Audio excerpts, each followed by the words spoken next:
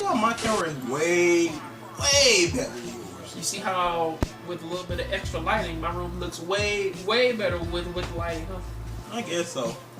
You can't even admit when I win. Shut up. But hey, everybody, welcome to another episode of John Gray Show.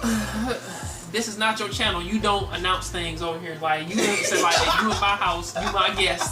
But this is one thing. Just like Don't Touch Black Man's Radio, you don't start at my videos, alright? Go ahead. Alright. So, yes, welcome to my show, the John Gray Show, with Dayshawn from the Dayshawnrshow in here trying to check his appearance because he thinks he's a pretty boy. That's that dude. But we're here to talk to everybody about the Defenders. I look extra black though compared to you for some reason. Cause, dude, you're wearing black.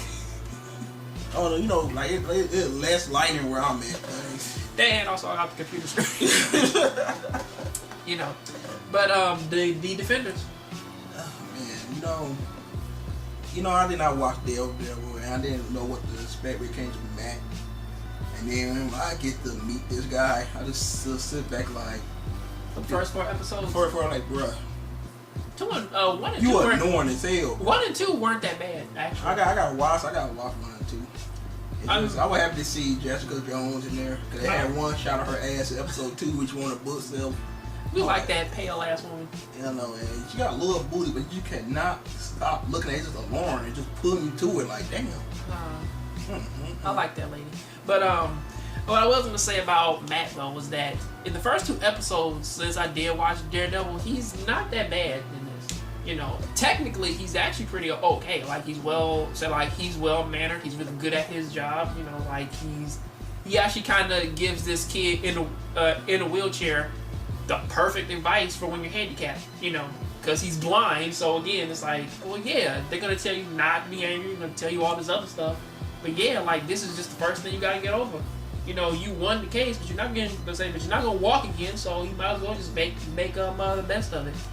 So I like that about Matt, to where that he's not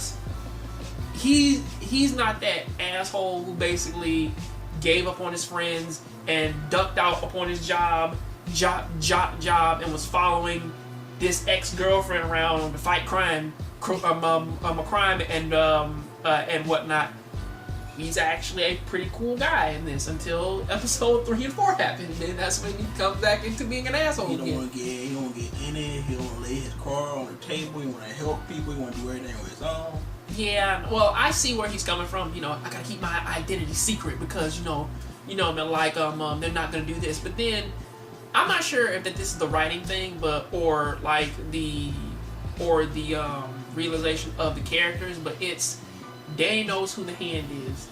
Stick knows who Danny is. And he's still trying to keep this, he's trying to keep this information, to himself. Now, granted, Jessica Jones, she didn't deal with the Hand. She dealt with some random company that, man, was giving super drugs to people. And so was Luke Cage. Luke Cage wasn't dealing with the Hand. He dealt with Diamondback and all this other stuff.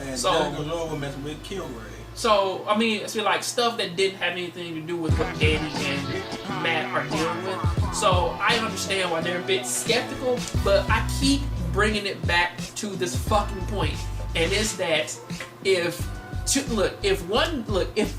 a blind man who can fight people with pinpoint precision and can fucking hear people motherfuckers blocks away and know people and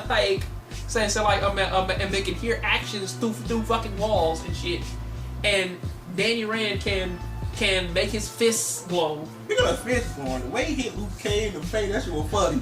But like, bitch! I love the slow motion on that shit. So Luke like, man, you can't do anything to hurt me, bruh. Till we hit him with that powerful ass chief fist, fucked them up. I put some ice on that shit. True shit. But I'm like, you would think that whenever that goes down, I mean, like, he's bulletproof. She has superhuman strength. Like, what's the name is blind, man, all this super precision shit. Danny, man, can punch through fucking walls with greater force than both Jessica and Luke. So again, when they come at you like, yeah, there are these people out there, this super organization. Hey, the resurrecting people, Cohen Line, I'm in Immortal Iron Fist. And I fought a fucking dragon and shit, man, to get my power. You like, no, you didn't. And it's like, you bulletproof. bulletproof. She can punch through walls and shit, and then like and easily put trash cans. To be honest with the major problem with this is y'all exist in a universe where the Hulk, Thor, you know what I'm saying? The Hulk, Thor, Iron Man, Spider-Man. This is Marvel for crying out loud. Where the events of because all this is after the Avengers when the portal in the sky came in. I mean, like, Jessica was attacked by some of her clients because of that. You know, and they're like, well, you know, like... People like you and...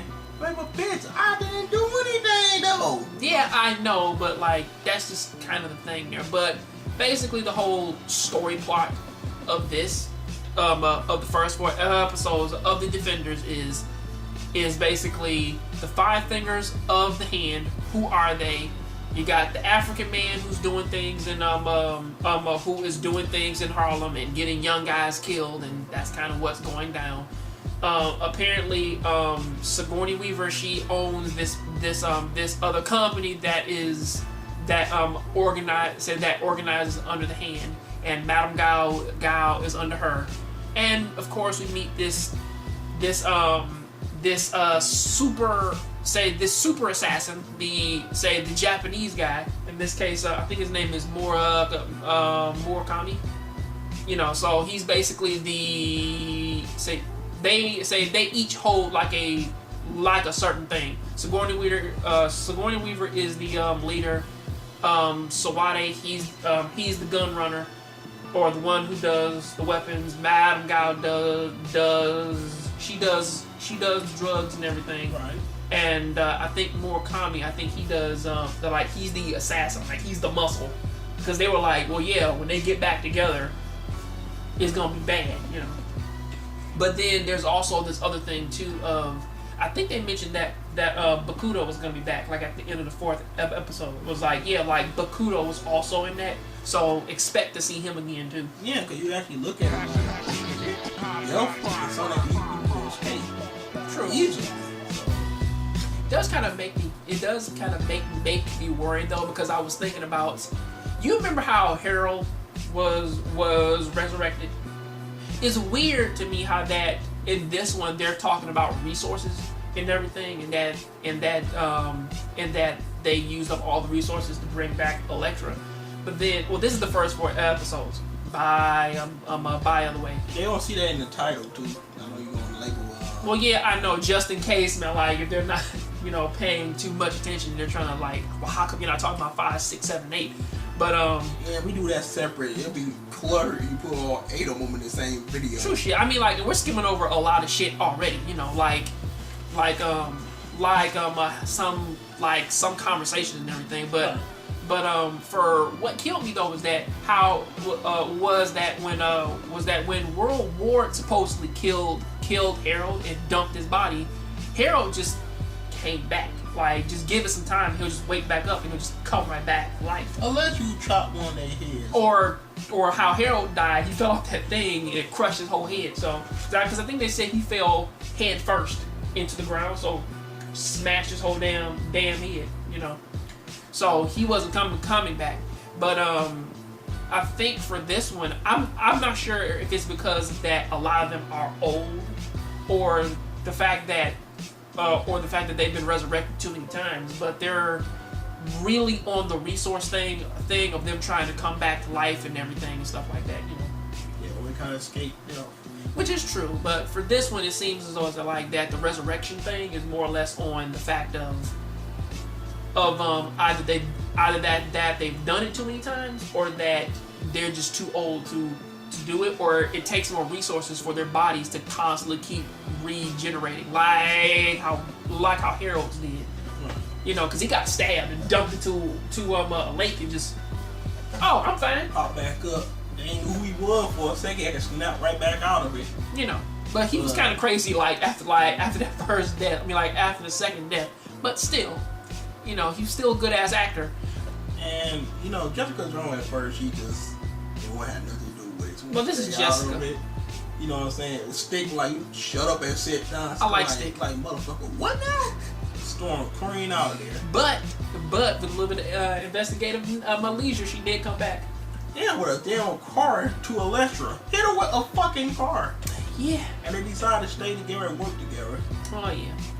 Which was pretty good. I'm like, okay, finally The Jessica and Matt like a harder two to actually get there. I know Luke will about to help any damn way. Well, there's a thing. Well, to not make this 15 minutes, I'm trying to cut this before 15 minutes happen. But the one thing that I was worried about with this one, because early on they did do the whole Danny and Luke meeting thing. You know, like right after the little fist fight. And apparently, we kind of get this weird little classes conversation. Well, it started out with the whole thing of of basically how do you get your powers? The hand is evil and it's influencing Harlem and blah blah blah. Then it goes to you're now beating up young black guys in Harlem. It's like, what? Like he was melting bodies in that room. You gotta feed his family because you're a privileged billionaire. Danny like, what? Well, now, because Danny had a moment the second that he said the privilege that echoed my own. His head went. It's like, wait, what? Like, what? Like that sometimes. What are you talking about? You know, and then it just jumped to that. But then the thing that I do like after that though was that slowly but surely they're kind of throwing a real friendship between Danny and Luke.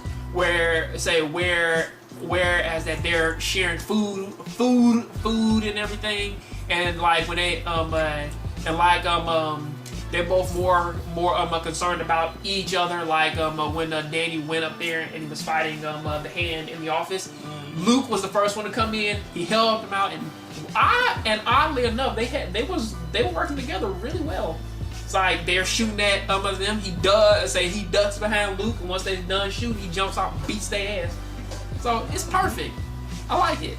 The other two, on the other hand, are kind of tricky to deal with, but I like Iron Fist so far. I mean, like Danny. Matt Mordor is the most unlikable one.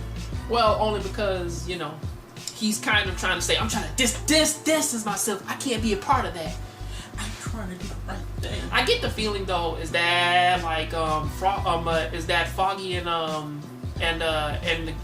Karen are gonna be the most annoying ones to put up with, like out of all the people like in their side stories, because Jessica's friends are kind of fun. You know, you kind of like Malcolm, you like Trish. For Luke Cage, you like Misty, of course. Claire isn't all of them. Do I need to say anything about Colleen? She said like she's number one. She automatically paid. You said if I show up with a girl, Asian girl that look that hot, if you show up with crack me in the head. No. I said if you show up at the apartment with a girl, man, like Jessica Henwick level, I will choke you until the green soul comes out of your nose. All right. Why am I so green though? It might be red. You know, I could be a red spirit. You know why it's green, nigga? Because basically you did that shit, man, to make me jealous, and I gotta kill you for it. Damn it! I want one of those Asian girls. Strangle a nigga to death. That shit crazy. But all in all though, I'm feeling this. It's pretty interesting. And not to mention, Danny is doing his thing in acting, man. He's killing it. I know a lot of people that they didn't like him. Well, I said before that like the first 2 episodes are kind of the hardest ones because you get a hard look of Luke, you get a hard look. Well, it kind of flips because Danny's kind of in a terrible place because it's kind of rough. Luke is kind of okay.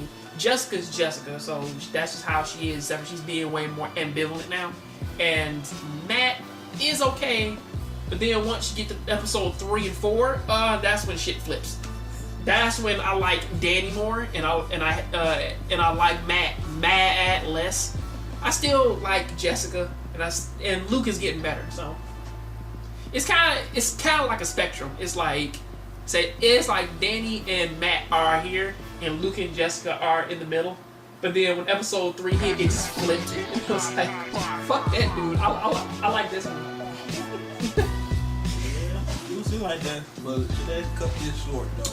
But that is what I gotta say about that. Please keep watching anime, keep playing video games. Check out this motherfucker's channel. It'll be linked at the end of my video, and I'll see you next time. I'm out.